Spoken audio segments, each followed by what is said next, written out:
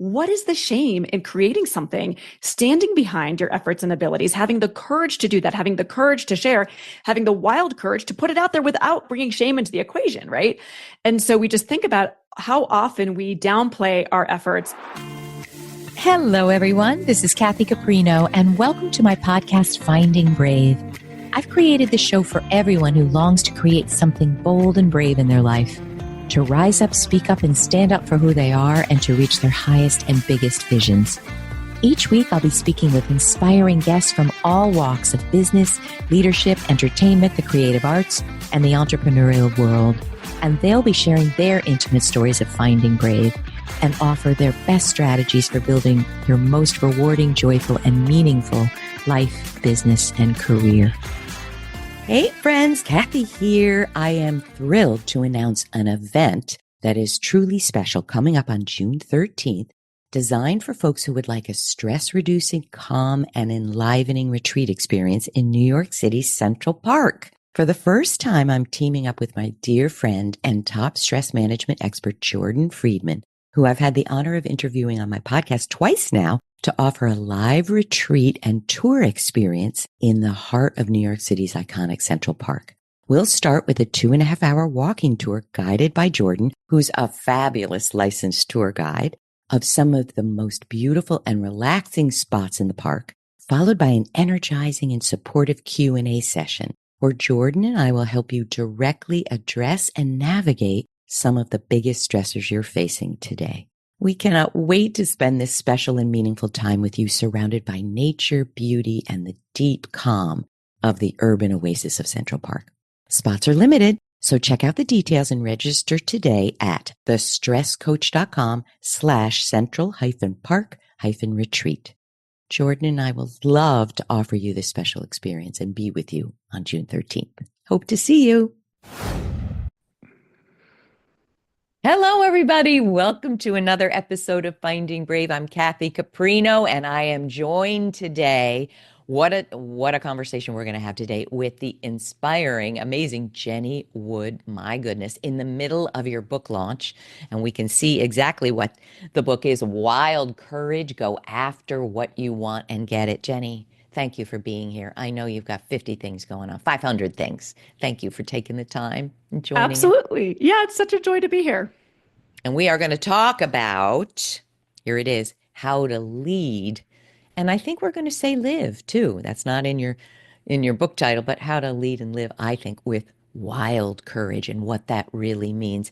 And you know, this is called Finding Brave, as you know, Jenny. I think you and I probably are going to be nodding our heads constantly about how, and I want to hop into this, how other career and leadership advice gets it wrong. Not to be snarky here, but I have a sense that you really see it in a very different way per the 9 traits we're going to talk about. So let me tell you about Jenny first, and then we're going to hop into what is leading with wild courage all about. Jenny Wood is a New York Times bestselling author, speaker, former Google executive, and former Harvard Business School researcher. I've got to hear more about that. Who knows that real success isn't about following the rules or waiting your turn or 50 other things we're going to debunk. She's also the founder of Own Your Career, one of Google's largest career programs. In her new book, Wild Courage, Go After What You Want and Get It, Jenny breaks down 9 bold traits that defy conventional career advice. Obsessed, weird, selfish, shameless, noisy, manipulative, brutal, reckless, and bossy. Oh my gosh, bring it on. Her practical, no-nonsense approach empowers ambitious people to break the mold, be better leaders, build influence, and reach their full potential. Jenny has been featured kind of all over the place, but in NBC, Bloomberg, Harvard Business Review, Forbes, Business Insider, et cetera, et cetera. She lives in Boulder with her husband and 2 children, and I loved it, is in constant pursuit of the perfect zucchini bread recipe. If I have one, I know where to send it. There we go.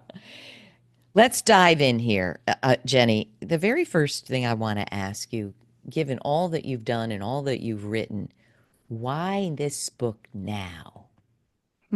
Yeah.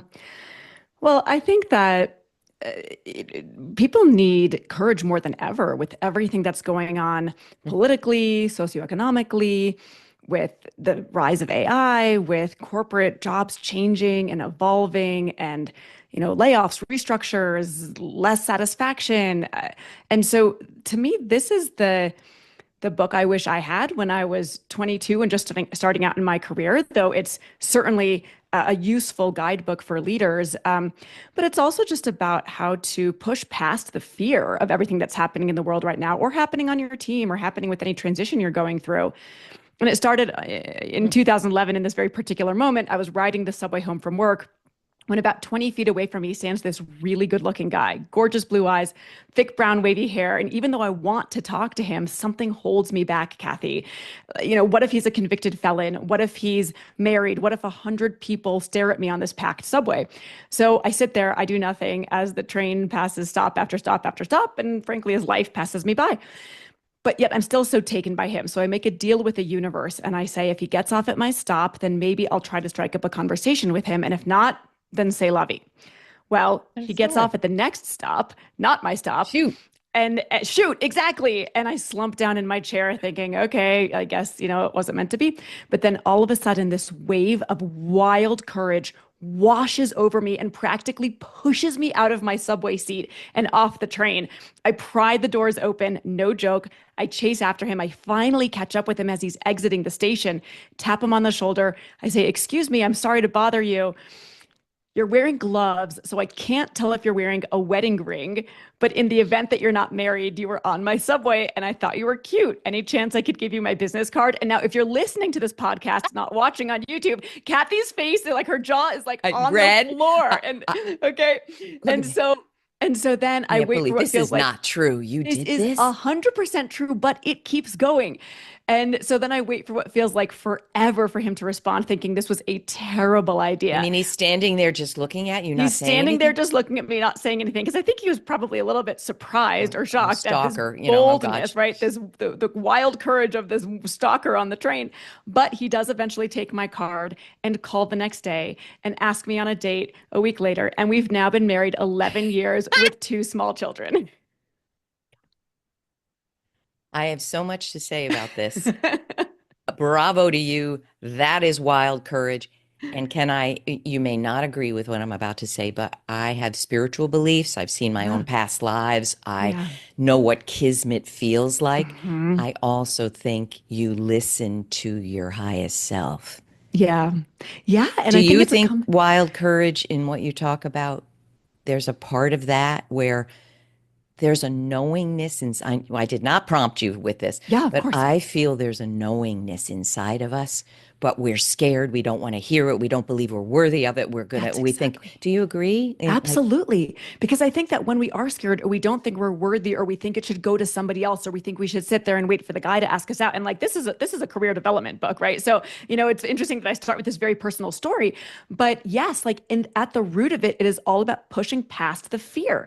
And think about how often fear comes up in the workplace. Scared to ask your boss for something, scared to set up time with your boss's boss, scared to ask somebody to mentor you or sponsor you in a work context.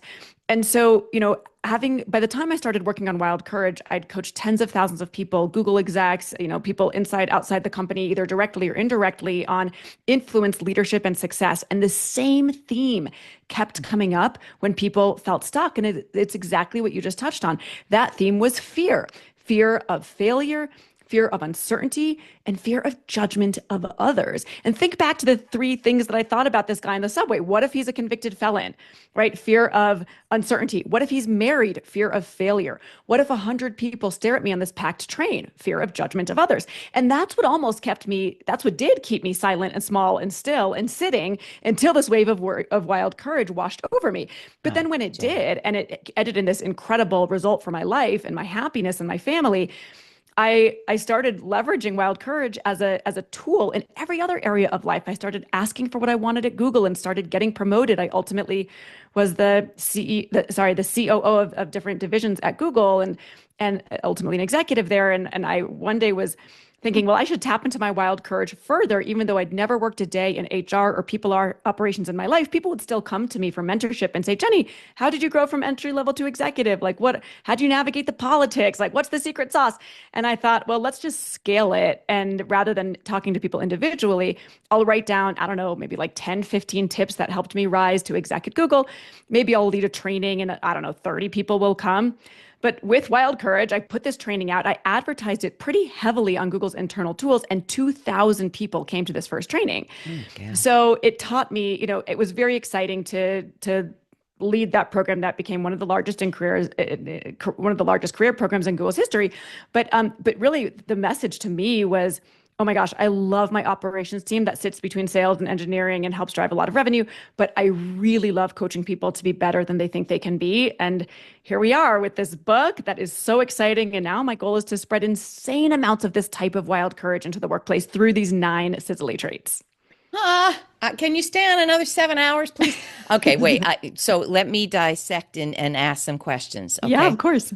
So I have to tell you, you probably don't know, you're too busy, but I wrote a book in 2020 called The Most Powerful You. And what it emerged from was working with 20,000, and it was women then. Now I have male clients.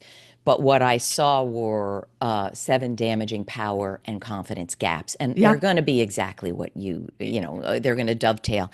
Lots of overlap for sure. Right. But what I did see was 2 things. When people are not getting what they want, feeling what they want, doing what they want, so often I see that they're missing 2 things: the bravery to face head on what isn't working and to take accountability to change what they can. But that's not enough. Yeah. We need power. And what's really interesting to me, and I'd love your honest thoughts. Yeah. The book was going to be called Close Your Power Gaps, but my publisher said nobody knows what power gaps are. Call it something else. So it's called The Most Powerful You. What I didn't understand, and this is not going to be a gender discussion fully, but so many women have told me, I don't want power. And I say to them, well, what do you want? And they say influence, Sure. impact, Interesting. being a role model. I said, I hate to break it to you. You don't have those things without power, but it's a certain kind of power, not this kind of power that we see every day. Yeah. It's positive influence, positive power. I would just love to ask you this, and again, I didn't prep you. Do you see, how do I want to put it, wild courage being more of a difficulty for certain groups?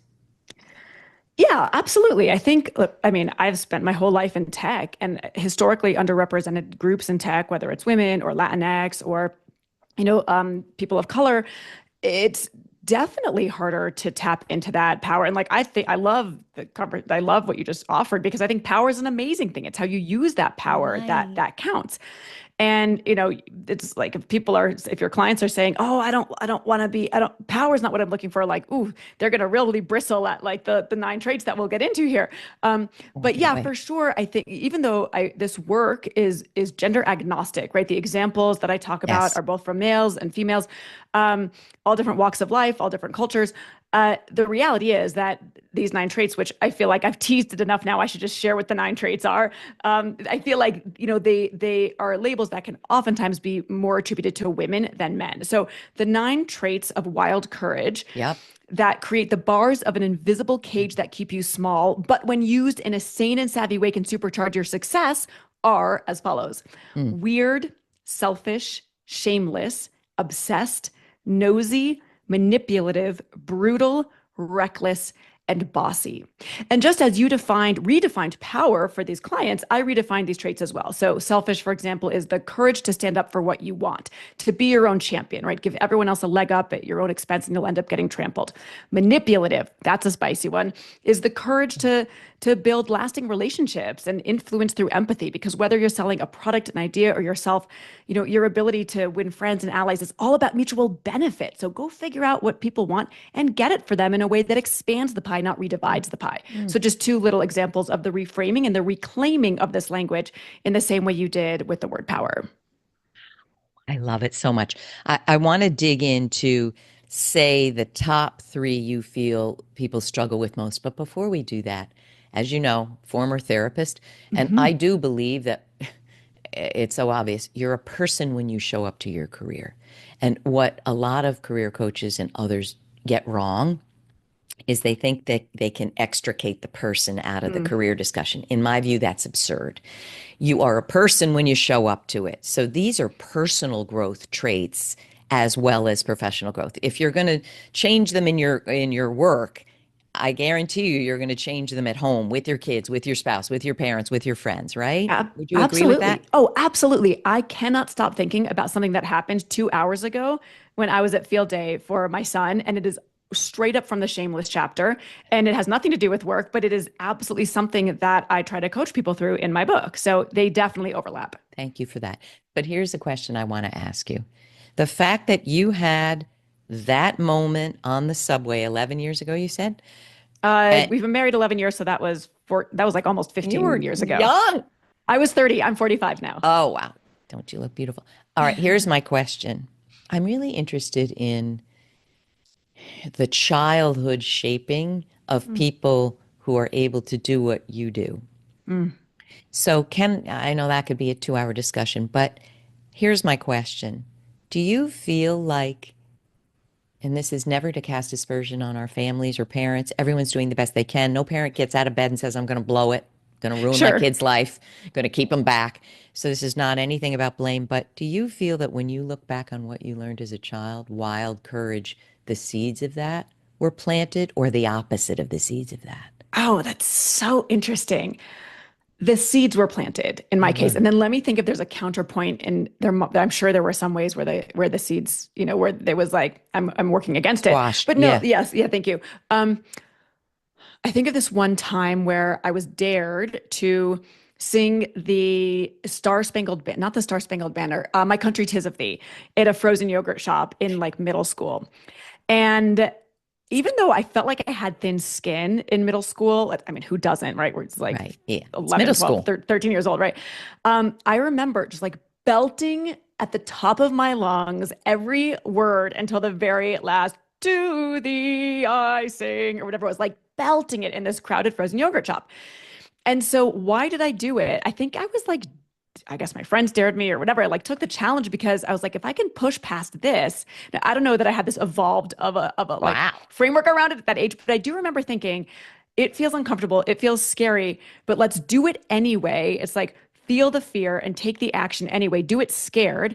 And if I can do that, then I can get up, I can public speak, in high school for a debate You team, or really I think can you thought those thoughts? I do think I thought a version of that, not Yeah. as evolved as like my looking back 3 decades later, evolution of it, but I do remember that or other examples where I was like, Oh, I'm just going to do it. I'm just going to do it because it sounds like an interesting challenge. Think about that. Like even getting off the subway to follow John, like it almost felt like an interesting challenge.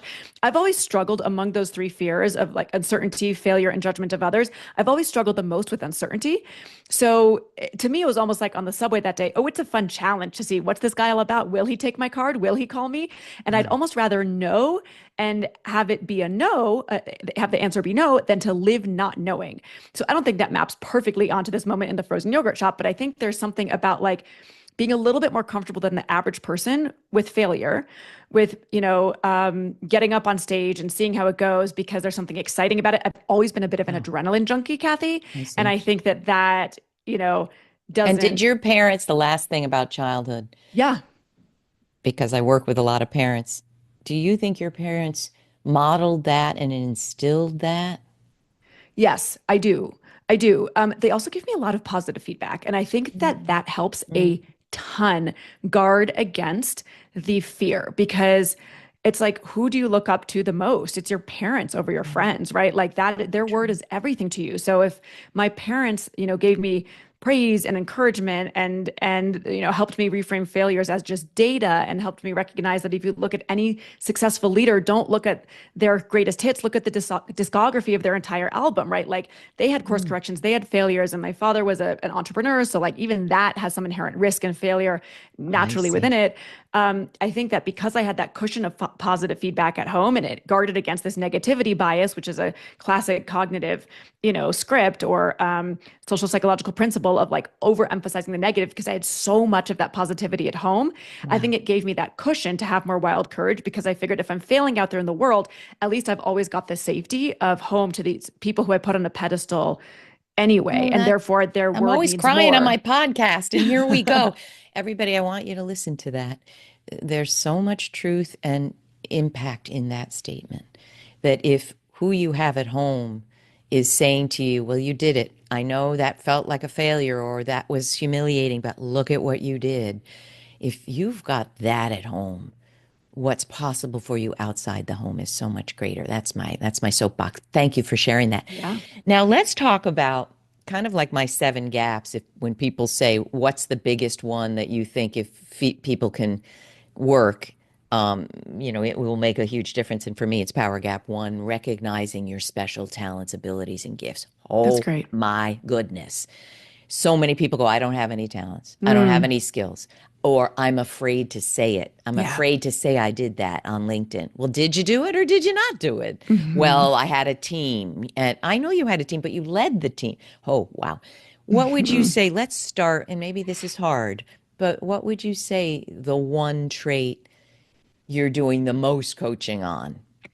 Well, it's like you're asking me to pick my favorite child, but Do but I'll do it for the purposes of the it. conversation. So I'll actually focus it on how I feel today, right? Because they do Okay. always change, and some days it's, some days it's reckless, some days it's brutal, some days it's shameless, some days it's weird. But today it really does feel like shameless, and shameless is the courage to stand behind your efforts and abilities. It's not so different from what you just shared, is the one that you feel is so critically important. It's about finding your swagger. It's about recognizing your talents and your skills, sharing them with the world. And it's about pushing past the fear of, what people might think of you. Because, and so Yeah. we can talk very practical tools, right? But I am going to mention this moment that happened on the field just at field day today that I alluded to, because it's so similar to what I think happens oftentimes at work. So the kids were playing, dodgeball, and I wanted to chat with my son's teacher. And my son has a pretty severe ADHD. I'm always kind of like wanting to get the pulse, but I don't often have the time to email the teacher and get the pulse on how he's doing. So I saw an opportunity to talk to the teacher. And she brushed me off. She really did. Like, it was a very clear, like, almost just walked away. And I was like, I felt so shameful. I felt embarrassed. I felt like I'd made a mistake, kind of like wrong time, wrong place, not really the time to be like checking in with the teacher, about how he's doing. Um, and so, I just couldn't shake this feeling of, and again, we don't think of it as shame at work because that has such strong connotations. But think about the last time you felt embarrassed by No, something at work, it's someone you shame. spoke to, or something you said, or you feel like you made a mistake and you just can't shake it, or you lost sleep at night thinking Oof. over and over again about this conversation you had, or this sentence you said, or your tone of voice, or this thing in an email, whether it's a typo or a wording or something. And that's actually how I feel right now. And so, even though, yes, it Hmm. happened today, right now at school, it was a social setting, not a work setting. Think about how often you feel that with your boss, with your colleagues, with your boss's boss, with a client, with a customer, with a prospect. And so, an example in the work context is someone was presenting something not too long ago, and they walked into the meeting, and this was someone who reported an indirect report of mine. She reported to a manager who reported to me, and she walked into this meeting of 30 people, and she said, this is a shameless plug, but I've created this spreadsheet and I really think it could save people a lot of time.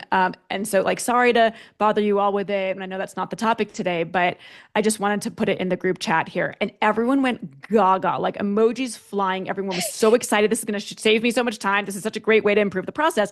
And yet she presented it as a shameless plug. What is the shame in creating something, standing behind your efforts and abilities, having the courage to do that, having the courage to share, having the wild courage to put it out there without calling it shame, like without bringing shame into the equation, right? And so we just think about how often we downplay our efforts. I talk about, and so like what would have been a good alternative there? I Mm. created this spreadsheet. It's going to save you 20 minutes each. I'm so proud to share it with you, and let me know once you use it if you have any ways to improve it, right? Like Right. that to Or, me. and even not to correct you in Yeah, any way, yeah. but I know it's not on the agenda, but I think Uh-huh. it could be so impactful. I hope you'll take the time to take a look, Yeah, reflecting exactly. that we're not just barging in on some other topic. There's a Yeah, reason I'm bringing it up right now. Does exactly. that And make sense? I probably even misspoke there. It was totally natural, and it like was part of the Oh, okay, it perfect. was totally relevant. So I So think I there just was no misspoke when shame it there was no ever. shame at all. Right.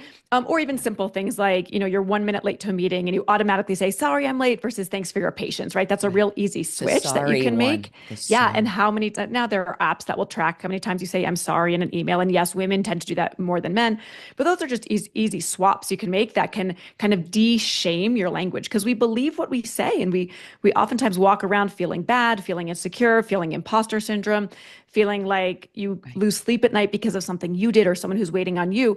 But there's another social psychological principle called the spotlight effect. And that means that we walk around with a spotlight on our head, thinking feeling very focused about our actions, our mistakes, our choices, our work product. But everybody else walks around with that same spotlight over their head. And so, Kathy, when was the last time you lost sleep because of somebody else's mistake, or you were waiting for an email from somebody? You're laughing. Never, Man, right? who cares? But It's how my often? mistakes I'm Exactly, agonizing. it's your mistakes you're agonizing over, and that's the spotlight effect. So if you're not losing sleep agonizing about somebody else's mistakes or mess ups or wording or tone of voice, they're not losing sleep worrying about your mistakes or mess ups or wording or tone of voice. So that to me is kind of shameless in a nutshell. And I have a couple of tools that I can share to help people compensate for it at work I or would push love past it. I would love to hear that, but can I do something with you for a sec? Of course. Having been a therapist, again, I don't do therapy and coaching, but sometimes people can, and I actually interviewed an amazing guy, David Jurassic, on shame. That's Mm, his world. He can feel yeah. it, he can sense it, and when we hold it, it's very damaging. But here's what I want to say. I'll have to write a blog post about this, but there's probably 8 different dimensions of shame and why we have it. So I'd like to ask you this, just so we can do it right for everyone to listen to.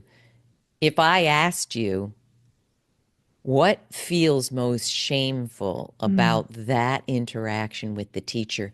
Meaning, what does it say about you that you're internalizing so much shame? What would it be? Can I do this with you? Because 100%. I'm thrilled you're doing this. Okay, so what feels most shameful about it? Is that the question, Kathy? yes, like if you're feeling humiliated, you got the brush Mhm. off, it wasn't the time, it wasn't the place. What are you internalizing about you that makes you feel badly for Yeah. days, hours, whatever? Yeah. So, and let me know if I'm not taking this in the right way you I'm sure interpreted, you're you taking it just intended the right. question. But I catastrophize it. I go much further than the interaction. I say she doesn't like me. Here are the reasons she doesn't like me. I am too bold. I annoy her. Mm. She's rolling her eyes at me. Everyone is saying, "Oh, there goes Jenny Wood again, trying to, uh, Her wild courage. yeah, exactly. Like, doesn't she know that if Tone she it wants to, down. yeah, exactly, tone it down. Doesn't she know that if she wants to talk about her son, she can set up time with me? Like, Oh, all like really, really exact. It really is like too much wild courage, right?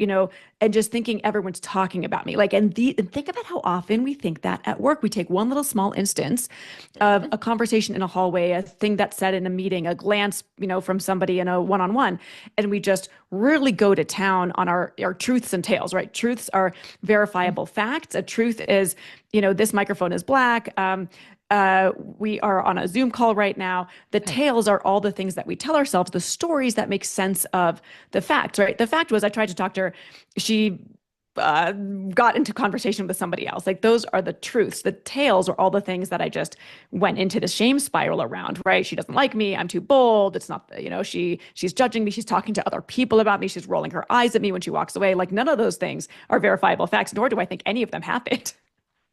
See, But when you that was separate the truths and tales and then you exactly reframe the tale to something more empowering, or even just more neutral, like this is one right. of the tools of Shameless that I share in Wild Courage, to something even just more neutral, like what actually happened was someone came up to her and said, "Ooh, can I grab Miss Rackow? Ooh, I shouldn't say her name.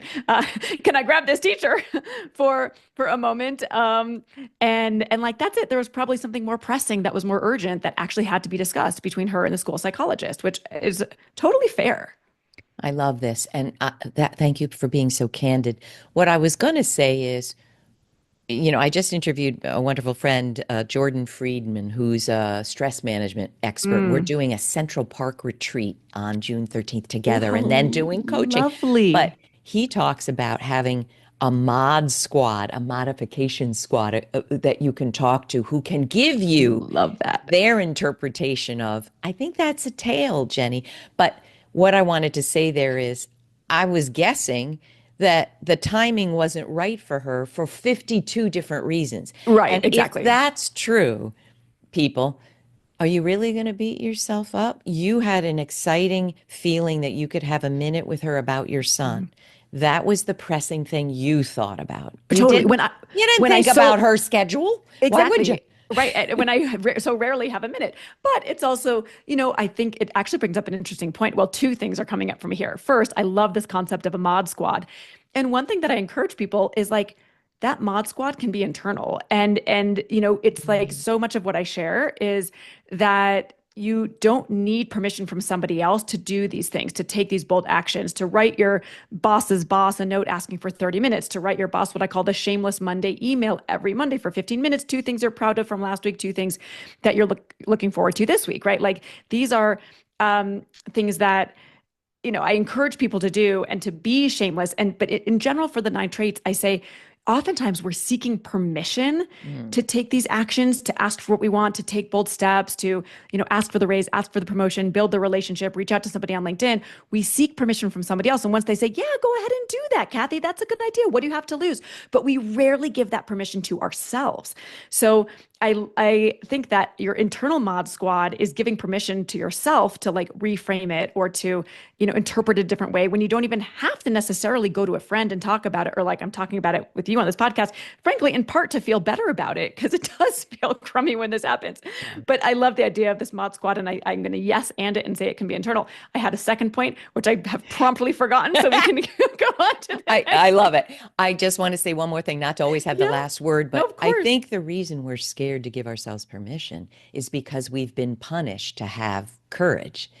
And we have internalized shame and we're still triggered by it and Yeah, traumatized by it.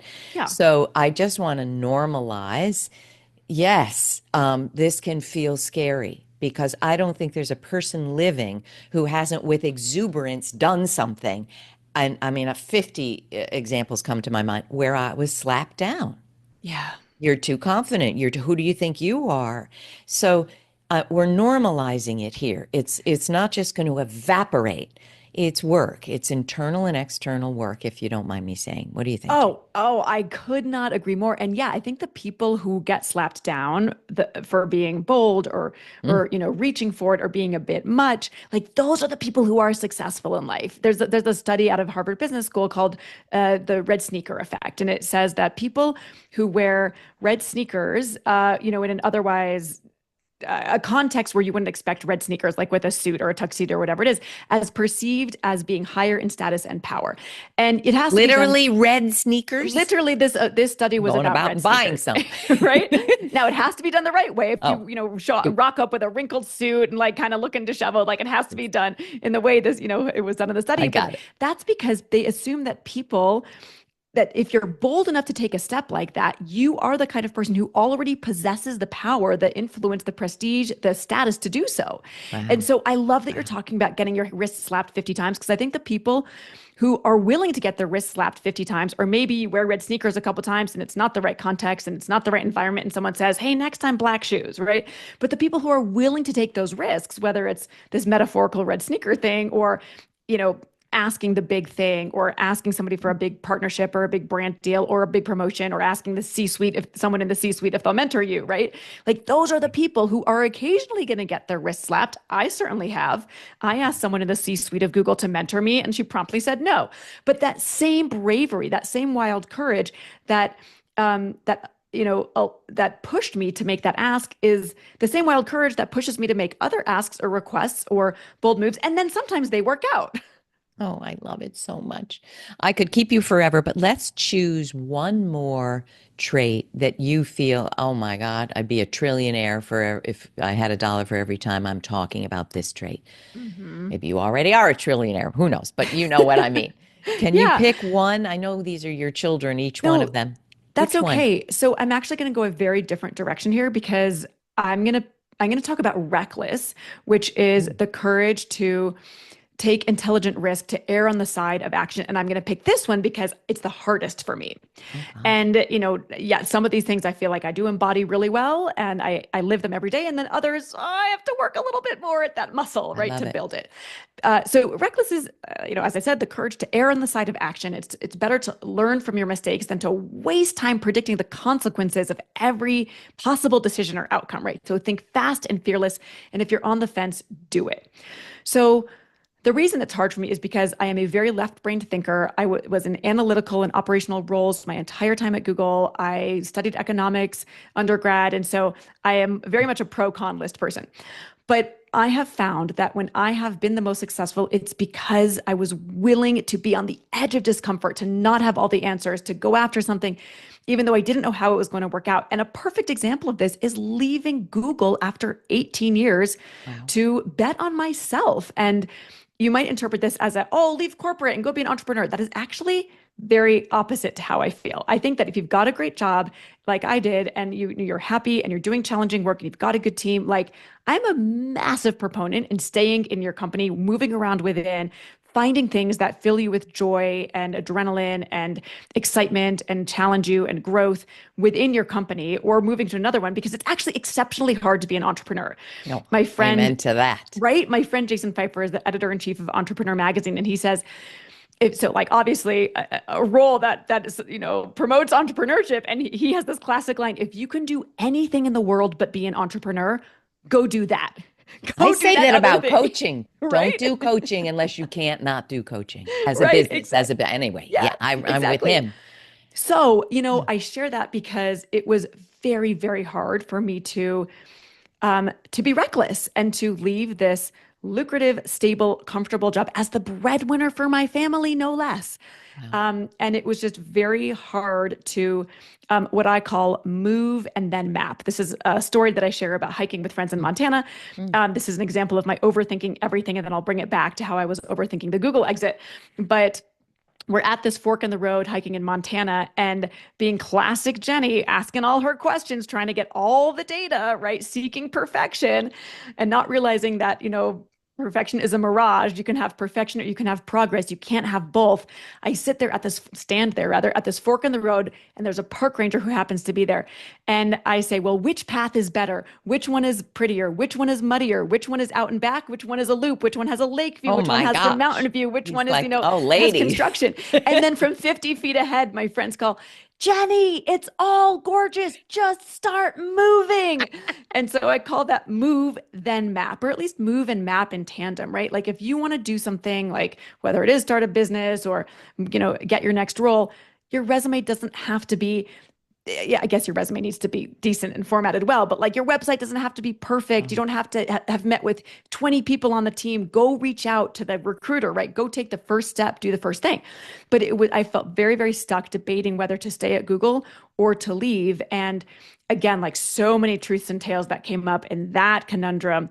And ultimately, I left because I was unable to do everything all at the same time. I was running my operations team. I, was leading this large career program for Google that was used by 56,000 people in nearly 100 countries. I was getting all this external interest about my work and thought leadership because I posted every day on LinkedIn, and like book talks were starting to happen. I was a wife and a mom.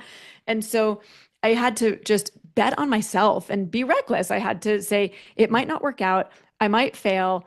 Maybe the book will flop, but I'm gonna go do it and see what happens. mm.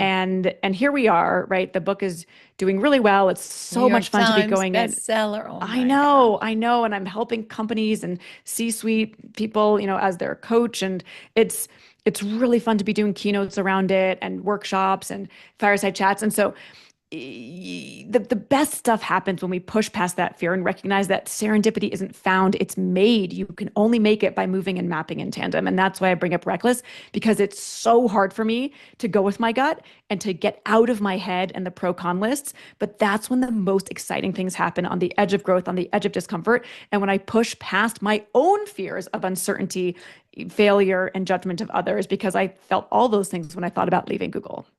What a fantastic, inspiring story. So let's leave people with this. I know you have a ready answer for this. When you talk about that as reckless, and I know what you're doing, well, let me share what I think you're Yeah, doing. That's not a reckless move, what you did. It was a planful move. Let me just finish the sentence. Planful move. You weighed it a lot. You talked to a lot of people. Also, I'm sure you could return to Google if you wanted. You're rocking it, but it feels reckless. exactly. Did I get it right? That's That it. That's all of these traits, yes. we are conditioned in this society to think we're nosy, brutal. Yeah, You're trying to say the impetus of these things is not that. That is how exactly. we've been trained, shaped, but that wasn't reckless at all. Yeah. Say more. Am I That's right? no, you picked up on my body language when I wanted to, interject there. And that's literally what I was going to say. I'm glad you were bossy. That's the ninth trait. And you said, let me just finish my Yeah. sentence. And by finishing Because I your really sentence, wanted to see if I got it, you got it exactly right. And that's the thing. That's why I say we have to give permission to ourselves because the other day, our seats on an airplane were three together and one separate. And I was Right. working on a keynote and I had so much work to do on it. And I was so stressed. And it felt so selfish to say, John, can you take the three seats and the kids, the whole flight? I really need these 4 hours to work on it instead of swapping 2 hours and 2 hours. It felt so selfish, but it was being my own champion, right? Like it was recognizing what I needed in that moment. And I have this tool called Play to Win, WINN, what I need now. And what I Oh, need now good stuff. is to have these 4 hours to work on this keynote. What I need tomorrow might be very different. And maybe I can take the kids for the whole evening. But what I need now is these 4 hours. But it felt so selfish to say it, even though it was perfectly reasonable, perfectly rational. John and I have a great division of labor, but it felt selfish to me, just like it felt reckless to me, even though objectively it was planful, it was thought out, it was strategic, it was highly calculated, and it made sense financially, like all these things. But I just would catastrophize it and say, we're going to run out of money. My parents are going to be disappointed in me if I leave Google. My kids are going to hate me because they can't come in and get the free fancy snacks. And so, yes, Oh boy. there's this disconnect between what's real and what we feel. And that's why I say we have to give permission to ourselves to be selfish, to be reckless, to be bossy. I'm not saying another word and that's unusual for me because that's where we leave it. People run and get this book, soak up everything Jenny has. Where do we send them, Jenny? Where can they read everything and learn from you? Yeah, well, Immerse the themselves. book's the book's available everywhere, ebook, a hardcover, audiobook, and then just reach out to me. I'd love to add value to your organization, and you can find me at itsjennywood.com on my website, or you can email me. You can throw my email address in the show Oh, notes. that's being kind. You're going to get Yeah, 10,000 emails today. Thank you so much. I absolutely love it. I can't not say more.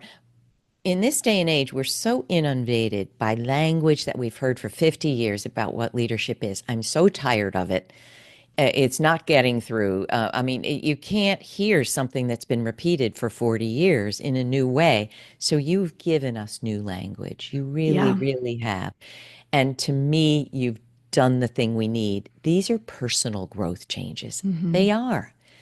And of course, it's going to shape and better and improve and stretch your career. But we have to do the inner work first. And that's what Wild Courage is, I think. Thank you for yeah. the work you do. Thank you for being here, Jenny. So fun. Thank you. Thank you so much for having me. So fun. All right, people. I know I say this, but Jenny's inviting it. If you don't have a question here, we're not doing our jobs because I think there's so much nuance in this. There's so many ways to tease apart your shameless behavior, your weird behavior. So please, wherever you see this, ask a question, leave a comment. If you didn't like something, we're open. Let's hear it. Let's hear it. Let's further the community and further the wild courage support that you have. I hope you loved today, and I am wishing you a wonderful Finding Brave 2 weeks, and we will see you next time. Thanks again, Jenny. Thank you so much. Thank you. Hey, folks, Kathy here. Are you ready for a big positive shift in how you're working and what you're achieving today in your career? Let's make that happen for you. While you might know me best as a podcast host and a writer, a key focus in my work is helping women experience greater success and achieve their biggest goals in the quickest, most effective way possible. In my 6-session career and leadership breakthrough one-on-one coaching program, I help women get what they want most, which includes more confidence, impact, advancement, financial reward, and fulfillment.